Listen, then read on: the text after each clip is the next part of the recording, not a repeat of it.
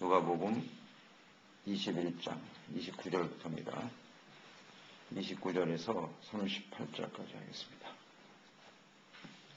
29절 38절 같이 읽겠습니다. 이에 비유로 이르시되 무화과 나무와 모든 나무를 보라. 싹이 나면 너희가 보고 여름이 가까운 줄을 자연히 아나니 이와 같이 너희가 이런 일이 일어나는 것을 보거든 하나님의 나라가 가까이 온 줄을 알라. 내가 진실로 너희에게 말하노니 이 세대가 지나가기 전에 모든 일이 다 이루어지리라. 천지는 없어지겠으나 내 말은 없어지지 아니하리라. 너희는 스스로 조심하라. 그렇지 않으면 방탕함과 술취함과 생활의 염려로 마음이 둔하여지고 뜻밖의 그날이 덫과 같이 너희에게 임하리라. 이날은 온 지구상에 거하는 모든 사람에게 임하리라. 이러므로 너희는 장차 올 이 모든 일을 등이 피하고 인자 앞에 서도록 항상 기도하며 깨어 있으라 하시니라. 예수께서 낮에는 성전에서 가르치시고 밤에는 나아가 감람원이라 하는 산에서 쉬시니 모든 백성이 그 말씀을 듣고 이른 아침에 성전에 나아가더라. 항상 기도하며 깨어 있으라. 주님의 재림의 날은 언제일지 그 시간은 알 수가 없지만 그 시기 정도는 알 수 있도록 하나님께서 말씀을 하셨죠. 말세에 일어날 징조들을 구체적으로 알아듣도록 말씀하셨고 기록하게 하셨어요. 그래서 이 말씀을 대하면 이 마지막 때의 예수님의 재림의 때의 상황이 어떤지 충분히 이해할 수 있습니다. 예루살렘의 멸망과 마지막 이 세대의 종말의 징조가 어떠한지를 주님께서 함께 말씀을 하셨는데요. 예루살렘의 멸망과 마지막 때의 모습은 같다는 것입니다. 같은 선상에서 주님께서 보신 거예요. 그리고 예루살렘의 멸망은 2000년 전에 이루어졌지만 그때 이루어진 상황이나 지금이나 마지막 때 예수님의 재림에 따라 같다는 거죠. 상황 같을 것이다. 이렇게 보는 것이 맞습니다.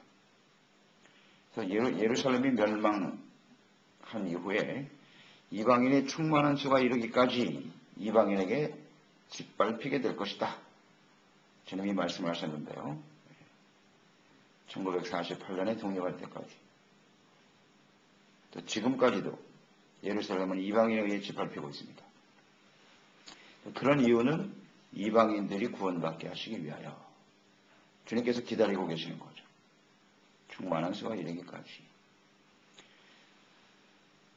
이것이 이제 마지막 때 일어날 재림과 연관성이 있는 거죠. 그래서 예수님께서 마태복음 24장에서는 이 천국 복음이 모든 민족에게 전파되리니 그때야 끝이 오리라.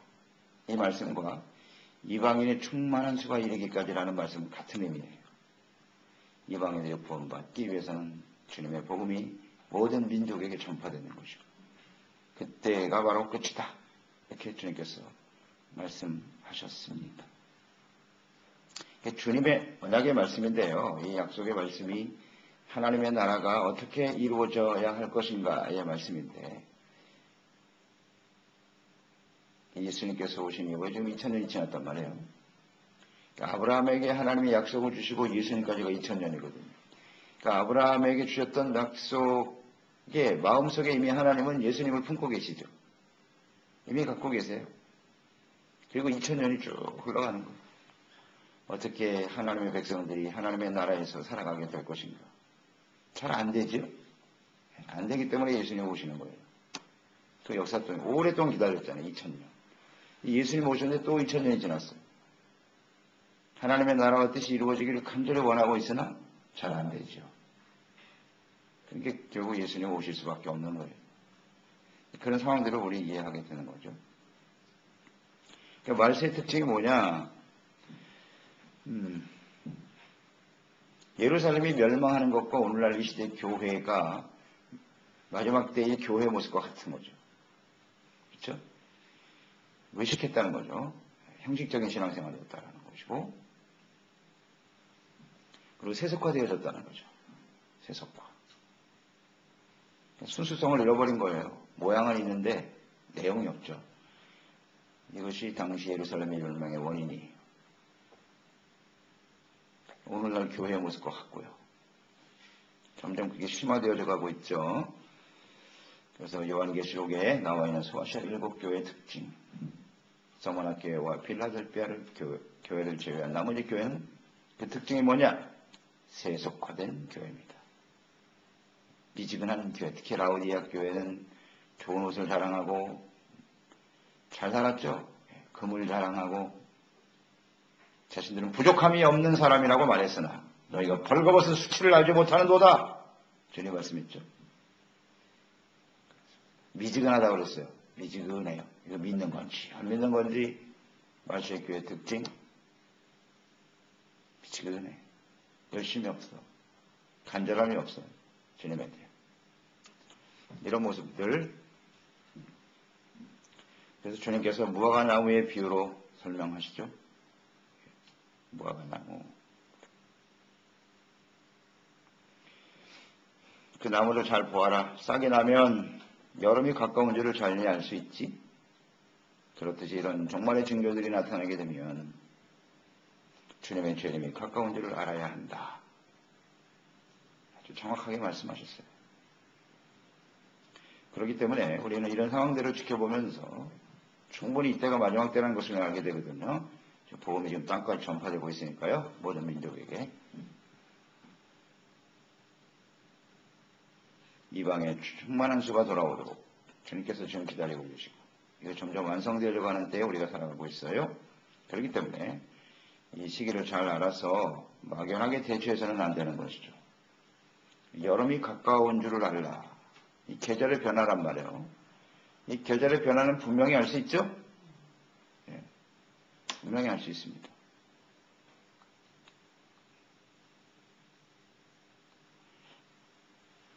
그런데 우리는 또 생각해보면 계절의 변화에서 보면 언제부터가 정확하게 봄이냐?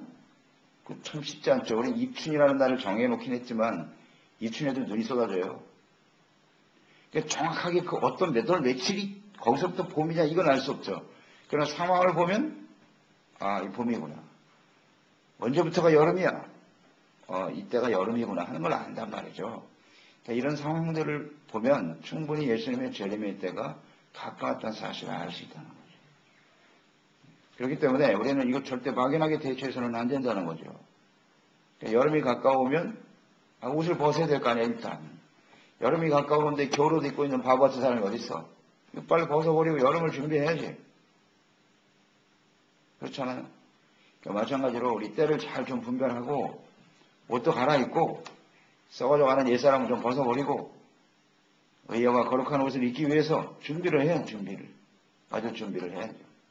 그리고 예수님이 오신 날은 신랑을 맞이하는 날인데 잘 준비한 신부가 담장을 하는 것처럼 준비를 해야죠. 가정 설레는 마음으로 결혼식을 앞둔 신부의 마음으로 주님을 기다려야죠. 그래야 될 거예요. 그래서 우리는 우리의 행위와 영적인 상태를 말씀과 기도로 항상 점검하고 회개하고 돌이킴으로써 믿음과 의를 지켜가야 한다 그랬어요. 그 다음 주님께서 이 세대가 지나가기 전에 모든 일이 이루어지리라 이런 말씀하셨는데 맞죠? 이 세대가 지나가기 전에 예루살렘의 멸망을 주님께서 지금 말씀하고 계신데 지금 주님께서 그 말씀을 하신 그 말씀을 들은 세대가 예루살렘의 멸망을 경험했습니까? 경험했죠. AD 70년이니까요. 예수님께서 하신 이 말씀을 들었던 대부분의 사람들이 멸망을 당했습니다. 진짜 이루어졌어요. 그러면 이어지는 거죠. 이 말세의 징조들이 나타나고 있는 이 상황을 보면서 그때의 한 세대, 이 세대에 이루어진다 그랬으니까 마지막 때도 그런 모습으로 나타나게 될 것입니다. 그게 언제 있냐라는 것을 정확히 계산할 필요는 없어요. 다만 그 세대, 이 세대가 지나가기 전에 이루어진다 그랬으니까. 우리는 이 상황을 지금 보고 있는 세대죠. 보고 있는 세대입니다. 우리 세대 가운데 이루어질지도 몰라요. 이루어질지도 몰라요. 그런 기대를 갖고 있는 거죠. 한 세대가 이루어지기 전에. 지금 우리 안수 이스라엘 권사님 세대를 생각해 보세요. 해방도 경험한 세대죠. 해방도. 이스라엘 독립할 때도 계셨어요, 이분들. 우린 그걸 모르지만. 한 세대란 말이에요. 그 세대가 언제까지 계속될지 모르겠지만 그러한 세대에 분명히 이루어진다는 거죠. 그 정확한 날짜는 우리는 알 수 없지만은 우리 세대에 오시면 할렐루야. 정말 감사해요. 우리 세대 오면 얼마나 감사하겠어요. 그러나 그 전에 먼저 죽어서 천국 가는 것도 할렐루야. 그게 제일 좋은 거예요, 사실은. 우리가 살아서 주님을 만난다는 거, 우린 내일을 보장할 수 없어요. 우리 너무 잘 알잖아요. 오늘도 잘 믿다가 내일 가면 또 시험 들어가 넘어져갖고 어떻게 될지 몰라. 사탄에 걸려서 그냥 정신 못 차리고 넘어지고. 이게 우리의 모습 아니에요? 믿음을 잘 지키다가 할렐루야. 천국 가는 것도 그거 복이에요. 최고의 복입니다. 어쨌든 중요한 것은 이런 모든 상황들이 일어날 때 한 세대가 이루어지면 지기 전에 끝이 나리라. 근데 분명한 것은 예루살렘, 어제도 말씀드렸지만 예루살렘 성이 짓밟히고 지금 하나님의 성전이 짓밟혀 있잖아요. 아마 이게 회복되는 때가 거의 마지막 때라고 보면 될 거예요. 그게 어떤 상황으로 일어날지 모르겠는데 일어나겠죠? 이루어질 것 같아요. 생각해 보세요, 여러분. 이스라엘이 독립될 줄 어떻게 알았어요, 그거? 있을 수 있는 일입니까? 2000년 동안 없던 나라가 다시 세워지다니. 불가능한 일이죠. 근데 2차 대전 때문에 그게 이루어진 거예요. 전쟁이 일어나는 바람에. 또 어떤 전쟁이 기회가 될지도 모르고, 하여튼 하나님이 하시는 일은 뭐, 우리가 생각이 다르니까 차원이 달라요. 어떤 상황이 벌어지든지 모스크가 사라지고 거기에 예루살렘 성전이 세워지게 될 거예요. 되겠죠. 과거에도 그렇게 된 것처럼. 아마 그때가 거의 마지막 때라고 보면 돼요. 재림이 가까운 그때가 아닐까 싶습니다. 그러니까 우리는 그런 상황들을 좀 예의주시하면서 이 시대가 정말 마지막 때다라는 것은 분명합니다. 잘 준비되어지는 사람들이 되어야겠지요. 그리고 33절에 이 주님의 말씀은 굉장히 권위가 있다는 거죠. 이 말씀에 대한 확증, 무엇으로 이루어지냐? 33절 보세요. 천지는 없어지겠으나 주님의 말씀은 없어지지 아니하리라. 하나님의 말씀은 반드시 이루어진다는 거예요. 내 말씀대로 됐죠? 예루살렘 망했잖아요. 망했어요. 나라 잃고 이방인의 짓밟히고 어떻게 이렇게 정확하게 이루어졌느냐. 예수님의 재림도 반드시 이루어지겠죠? 천지가 없어져도 하나님의 말씀은 그런 뜻이에요. 역사의 주인은 하나님이시고요. 그래서 이 하나님의 선의와 뜻이 확실성, 말씀대로 이루어지는 것이다. 예수님의 재림과 심판도 반드시 이루어진다. 자, 그러면 이것이 정말 사실이고 이루어질 일이라면 우리는 어떻게 되겠는고? 34절, 36절. 그러므로 너희는 스스로 조심해야 한다. 무엇을 조심해야 되느냐? 방탕함과 술 취함, 생활의 염려로 마음이 둔하여지고 이것을 조심하라는 겁니다. 마음이 둔해지는 것을 조심해라. 마음이 둔해진다. 그 이유가 뭐냐? 원인이 방탕함과 술 취함에 있네요. 생활의 염려. 그러니까 방탕이라고 하는 것은 술에 취해서 정신이 없는 상태를 얘기하는 거예요. 술에 취해가지고 술 취하면 뭐가 없어져요? 일단 먼저 분별력이 없어지죠.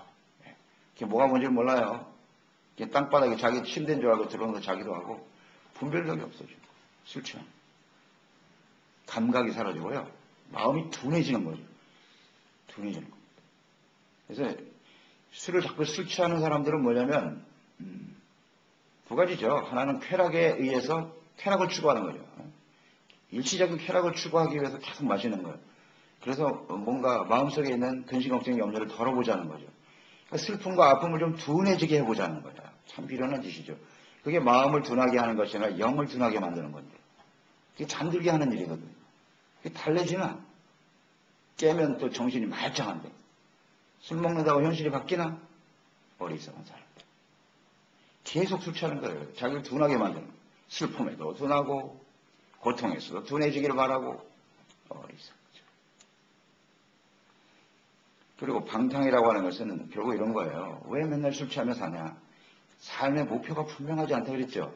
목표가 분명하지 않아요. 삶의 우선순위, 가치의 중심이 바르게 서 있지 못해요. 그냥 일시적인 쾌락만 생각하는 거예요. 참 안타깝죠. 자기가 무엇을 해야 되는지, 삶의 목표, 방향, 이런 건 잘 몰라. 그러니까 술 취하고 방탕하게 되는 거예요. 그러니까 무절제하죠. 일단 술 취한다는 건 절제력이 없는 거예요. 절제가 없다는 것은 삶의 가치 중심이 분명하지 않다는 거죠. 목표의식이 분명한데 무분별, 무절제. 이것이 술 취함과 방탕의 특징이에요. 이런 사람은 덫과 같이 걸리는 거예요. 피할 수가 없어요. 그래서 우리가 이 시대에 정말 마지막 때 조심해야 될 것은 무절제, 무분별이에요. 이걸 조심해야 돼요. 사탄의 전략이에요. 분별을 못하게 만드는 거예요. 이게 하나님의 뜻인지 아닌지 분별이 안 돼. 좀 부지하게 만드는 거예요. 이게 하나님. 하나님의 말씀에 대해서 우리는 아주 민감한 사람이 돼야 돼요. 둔해진다 그랬으니까 마음이 둔해지지 않도록 하려면 어떻게 해야 돼요? 하나님의 말씀으로 계속 빛을 비춰야 돼요. 이게 하나님의 말씀이 아니라면 아닌 거예요. 하라면 하고 하지 말면 하지 말고 그대로만 적용시키면 돼요. 좌우에 날씬 검과 어찌 푹푹 찔러야 돼요. 우리 가운데. 그래서 이거 내가 잘못 생각하고 있구나. 빨리 돌이키고 하나님 앞에 또 온전한 모습을 회복되고 우리는 완전하지 못하잖아요. 그럴 수밖에 없어요. 그렇지만 중요한 건 회복이에요. 회복. 빨리 하나님 앞에 회개하고 또 다시 한번 하나님 앞에 온전한 모습을 서기 위해서 힘쓰는 그런 모습이 필요하겠죠. 그래서 에베소서 5장 18절에 말씀합니다. 술 취하지 말라. 이는 방탕한 것이니 오직 성령의 충만함을 받아라. 그러니까 술 취함과 방탕, 무분별과 무절제를 극복할 수 있는 길은 뭐냐? 성령 충만입니다. 이것은 그냥 피한다고 해서 되는 게 아니에요. 우리 잘 알잖아요. 이거 모르나? 분별력 없이 그렇게 살고 싶은 사람이 어디 있어요? 그런데 그럴 능력이 우리 가운데 없단 말이에요. 그러니까 하나님의 성령으로 충만해져야 육체의 소욕으로부터 우리가 끄집어 올리는 거예요. 거기서 떨어지게 해요. 이기게 한다고. 그러니까 성령 충만이 얼마나 중요한지. 그래서 날마다 성령의 충만함을 받도록 기도하고 힘써야 되겠죠? 또 하나의 요소는 생활의 염려. 이런 것이 우리의 마음을 둔하게 만드는 거예요. 그러니까 마음이 둔하는 게 영적으로 무지하게 만드는 뜻이거든요. 생활의 염려. 염려는 뭐예요? 하루하루 삶에 대한 근심 걱정이죠. 경제적인 문제, 생활의 염려는요. 경제적인 문제로 인해서 걱정이 많아. 즉 무엇을 먹을까, 입을까, 마실까. 이것 때문에 맨날 걱정하면서 하는 거예요. 일용할 양식은 누가 주신다고요? 하나님이 주시잖아요. 기도하라 그랬으니까 기도하면 주시겠죠. 거기에 대한 믿음이 있어야죠. 믿음으로 기도하고 하나님께 구하면 되는 거지. 우리가 그거 염려하고 걱정한다고 되나? 주어진 일에 최선을 다하고 기도하면 하나님께서 하나님의 나라와 그의 의를 먼저 구하면 삶을 열어주시겠죠. 근데 이 생활의 염려. 그러니까 없어도 염려, 있어도 염려. 있으면 또 이걸 어떻게 불릴까? 이것 때문에 또 염려하고. 없을 때는 그냥 마음 편했는데 오히려. 돈이 많아지면 걱정이 더 많아져. 이거 돈이 없어지면 어떡하나? 어떻게 하면 더 많이 모을까? 맨날 이 걱정하고 있어. 있어도 걱정, 없어도 걱정. 그러니까 이런 사람들은 어떤 사람들이에요? 한마디로 말하면 하나님보다 재물을 더 중요시 여기는 사람이죠. 간단하잖아요. 하나님과 재물. 절대 너희가 두 주인을 섬길 수 없다고 하시는 거예요. 재물을 주인으로 섬기거나 혹시 더 나가서 하나님과 재물을 이렇게 겸하여 섬기려고 하기 때문에 염려가 찾아옵니다. 그래서 우리는 언제든지 재물보다는 하나님이라는 사실, 하나님이 나의 주인이라는 사실을 날마다 고백해야 되겠습니다. 그러면 염려가 사라집니다. 삶의 우선순위가 분명하고 재물은 하나님이 주시는 것이라고 하는 재물의 주인은 하나님이라는 사실을 인정하기만 하면 되는 거예요. 그거 인정하면 돼요. 그거 어렵네요. 언제든지 우선순위를 분명히 하고. 그래서 술 취함, 방탕, 생활의 염려. 자, 이런 사람들은 어떤 마음을 가진 사람? 가시떨기와 같은 마음을 가진 사람이라고 그랬잖아요. 그러니까 이런 사람들이 열매가 없어. 절대 열매를 못 맺어요. 열매가 없게 만드는 것이 사탄의 전략이에요. 예수님 오시는 날 오셔서 추수하기 위해서 오시는 거죠. 이런 생활의 염려나 방탕, 술 취함에 걸리면요. 의와 거룩함의 열매는 사라진다고 봐야죠. 성령의 열매가 그 마음속에 없죠? 없습니다. 사탄이 하는 일이에요. 열매를 맺지 못하게 하는 가시떨기. 이것은 어떤 그리스도인? 가시떨기는 세속화된 그리스도인. 딱 들어맞잖아요. 마지막 때 이런 모습으로 계속 심화되어져 가는 거예요. 심화되어져 가는 거예요. 그래서 사람들이 결국은 주님을 맞이할 수 없게 되는 거예요. 마태복음 24장 37절 38절에도 노아의 때와 같이 인자의 마음도 그러하리라. 홍수 전에까지 노아가 방주에 들어가는 날까지 사람들은 먹고 마시는 일에만 집착하고 있었다. 근데 예수님 오시는 그날도 역시 마찬가지다. 생활의 영은요, 자신의 쾌락과 유익을 위해서 정신없이 살고 있는 거예요. 분별력이 없어. 분별력이 없어요. 그래서 어떻게 해서든지 우리는 정신을 차려야 되는 거예요. 깨어 있어야 돼요. 술 취하지 말아야 돼요. 성령 충만해야 돼요. 이것을 우리는 생각해야 돼요. 세상에 취하게 만드는 거예요. 정신없이만. 그래서 36절에 보면 왜 우리가 깨어 있어야 되죠? 35절을 보세요. 이 날은 온 지구상에 거하는 모든 사람에게 이 말이 중요하네요. 예수님의 재림이 임하시는 날, 심판은 이 지구상 전체의 모든 사람들이 당하는 날이에요. 아주 정확하게 기록하고 있네요. 지구상에 거하는 모든 사람에게 이 말이라. 피할 수가 없죠.